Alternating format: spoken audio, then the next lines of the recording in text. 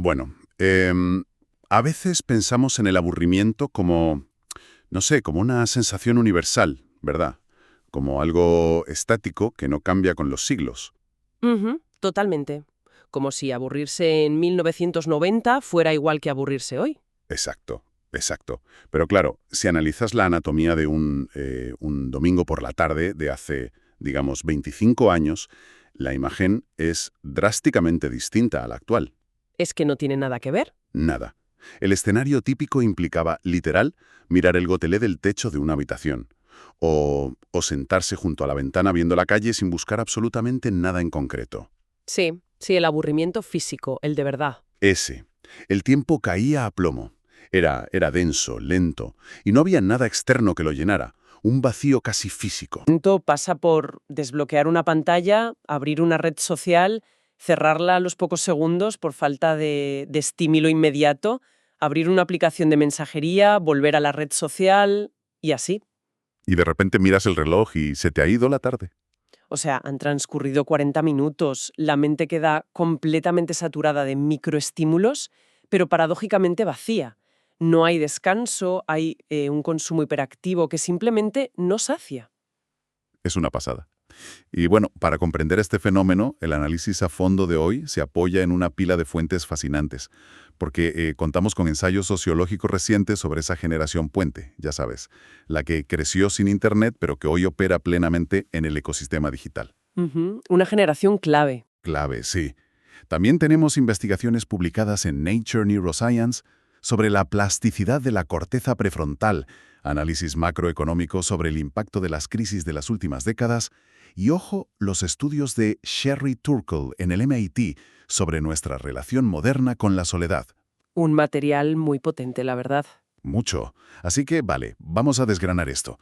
Porque las implicaciones psicológicas de haber madurado en ese silencio analógico y de repente haber saltado a la hiperconexión sin un triste manual de instrucciones, pues son enormes. Ya te digo. La pregunta para quien nos escucha es, ¿qué ocurre realmente en la arquitectura mental cuando la información dependía de la fricción del entorno real y no de una pantalla?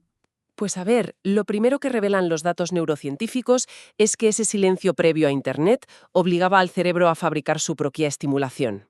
Claro, no te lo daban todo hecho. Exacto, la investigación de Nature Neuroscience se centra muchísimo en la corteza prefrontal, que bueno, no termina de desarrollarse hasta los 25 años. Ostras, 25 años. Se dice pronto. Sí, sí. Durante esa extensa ventana de plasticidad, el cerebro es extremadamente moldeable. Si a un individuo en plena poda sináptica se le priva de estímulos externos constantes, su cerebro activa lo que conocemos como la red neuronal por defecto. ¿Vale? ¿Y eso qué significa en la práctica? Es decir, empieza a generar asociaciones internas, a divagar, a construir narrativas propias.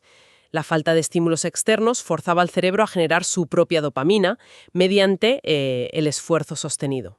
O sea, que esa corteza prefrontal, más que un director de orquesta, actúa casi como el filtro de spam cognitivo de la mente, ¿no?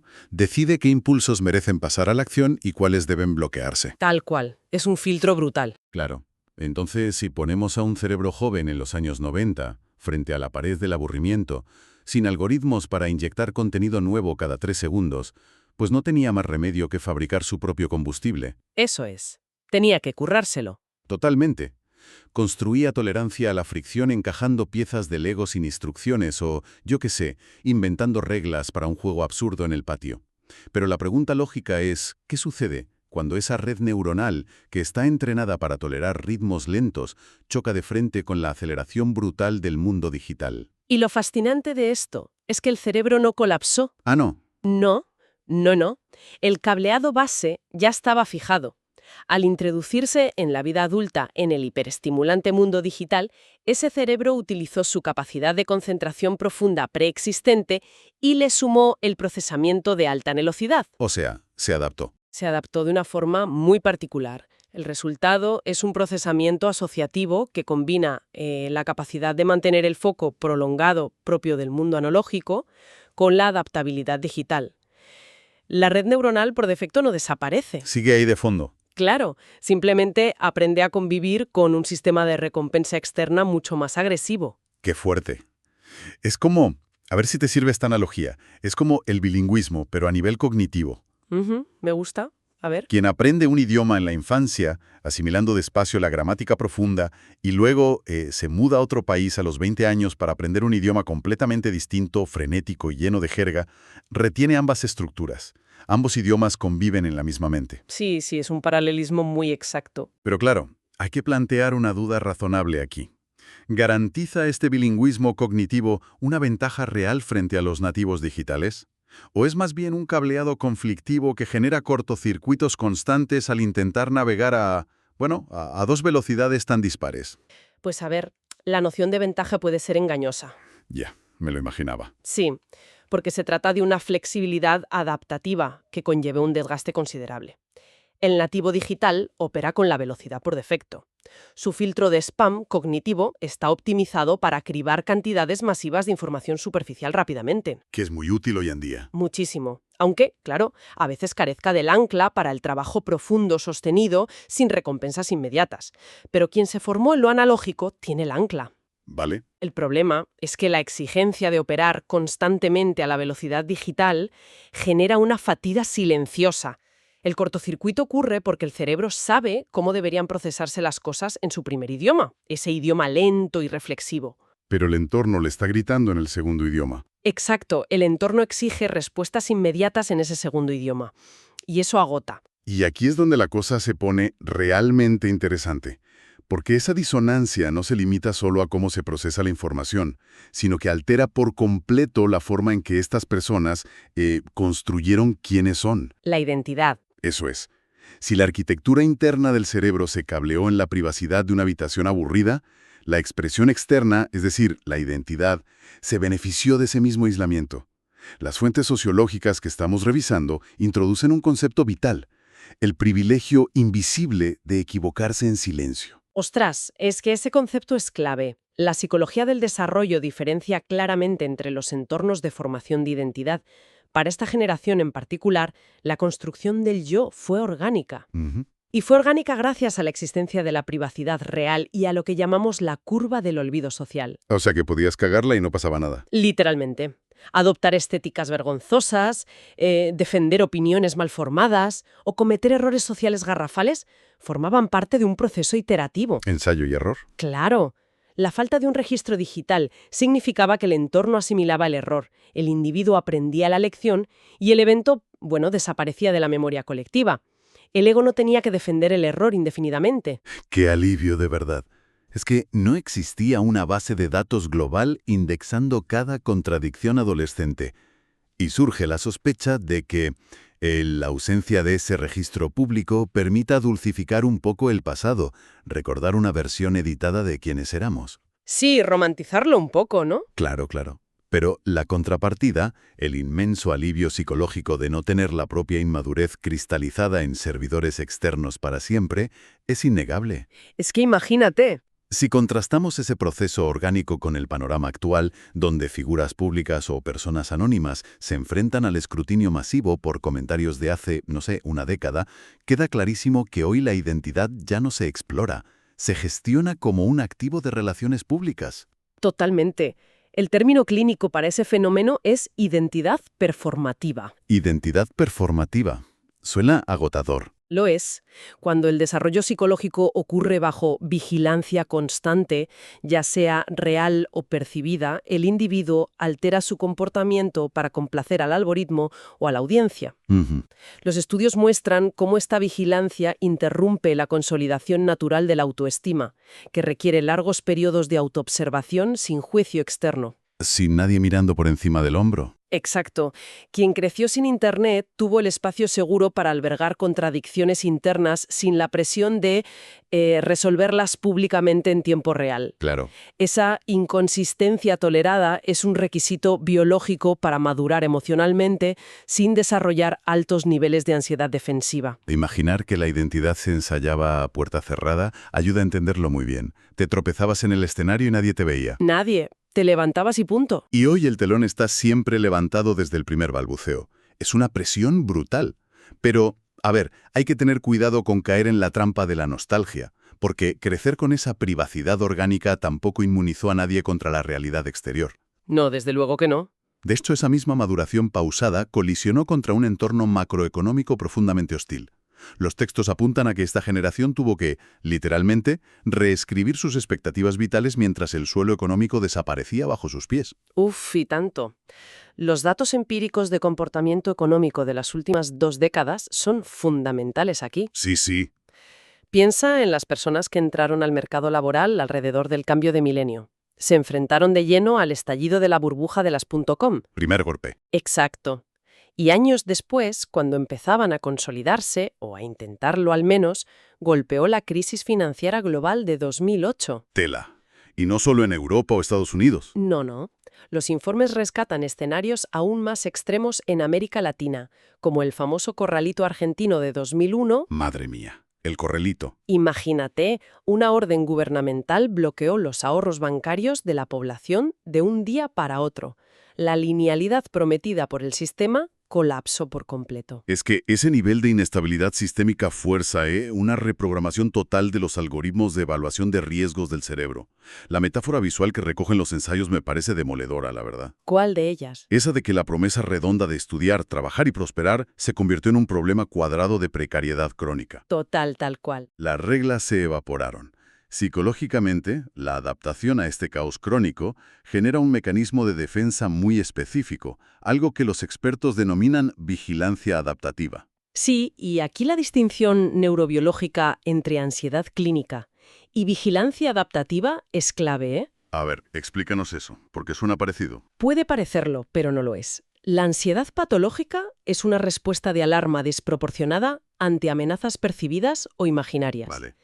La vigilancia adaptativa, por el contrario, es una recalibración del sistema nervioso basada en evidencia histórica real. O sea, te han dado tantos palos que ya te lo esperas. Exacto. Es la certeza empírica de que las instituciones pueden fallar, y vaya si fallan.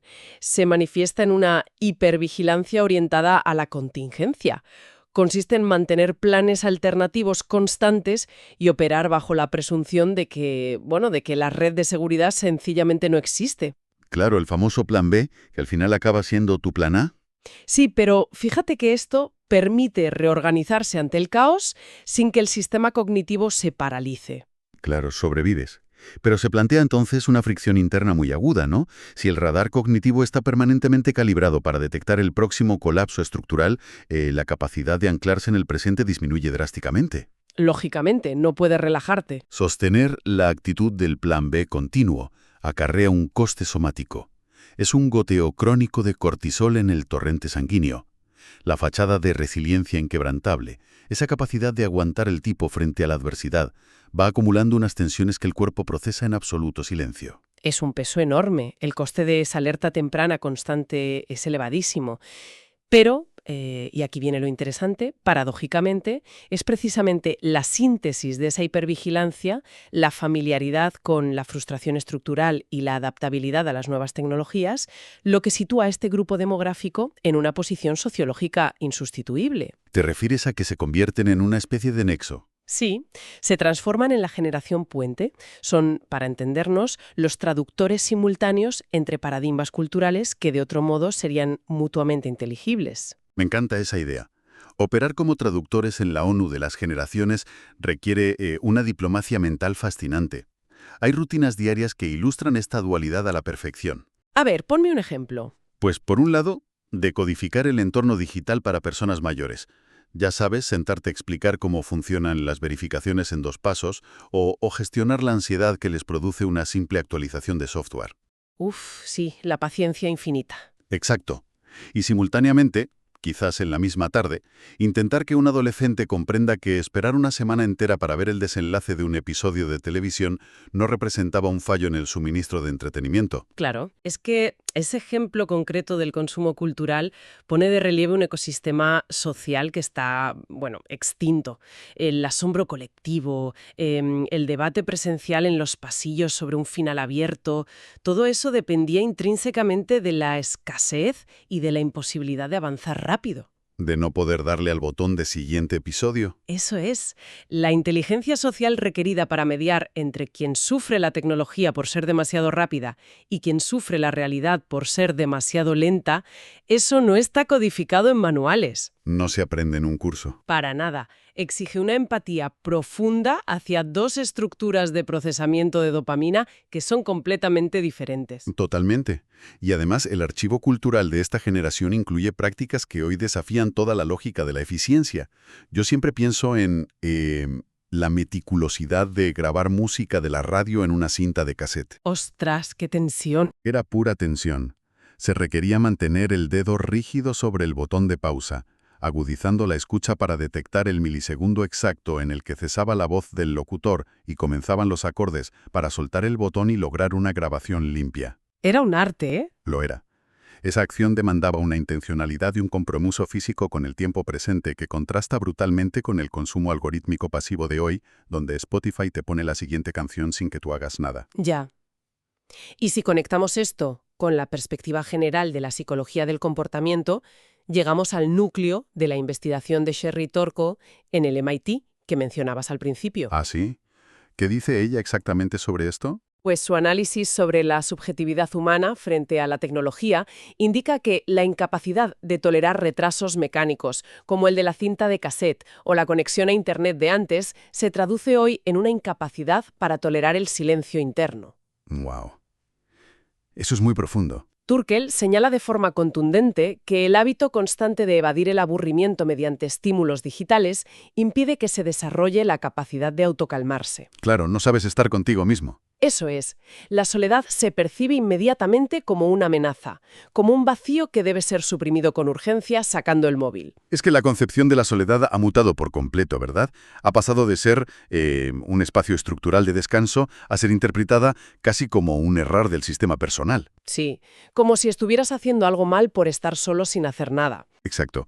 En el contexto previo a la hiperconexión, el tiempo de espera no era una barrera hacia el objeto de deseo, era el vehículo que le otorgaba valor a la experiencia. Como cuando pedías algo por correo. Claro. Solicitar un artículo por catálogo y aguardar 3 semanas para recibirlo forzaba a la mente a cultivar la anticipación. La fricción temporal no era un defecto logístico a eliminar, sino un componente esencial del ciclo de satisfacción. Y el mecanismo neurológico subyacente ahí es la recompensa demorada. La anticipación de una recompensa segrega dopamina de una forma mucho más sostenida y estable que la obtención instantánea de la misma. O sea, el viaje es mejor que el destino a nivel químico. Literalmente. Cuando el entorno proporciona satisfacción inmediata a cualquier estímulo, los receptores de dopamina se desensibilizan. Esto aplana la curva del deseo y genera una sensación crónica de insatisfacción. Nada es suficiente. Nada. Por eso, haber consolidado en etapas tempranas del desarrollo cognitivo la certeza de que el tiempo es un requisito ineludible para la gratificación, bueno, eso proporciona un andamiaje protector contra la volatilidad emocional de la inmediatez moderna. Entonces, ¿qué significa todo esto en el fondo? La tolerancia a la fricción, la capacidad de habitar el silencio sin que el sistema nervioso interprete una alerta de pánico, trasciende la mera anécdota generacional. Desde luego. Se revela como una herramienta de regulación emocional indispensable frente a las epidemias actuales de estrés y ansiedad que vemos por todas partes.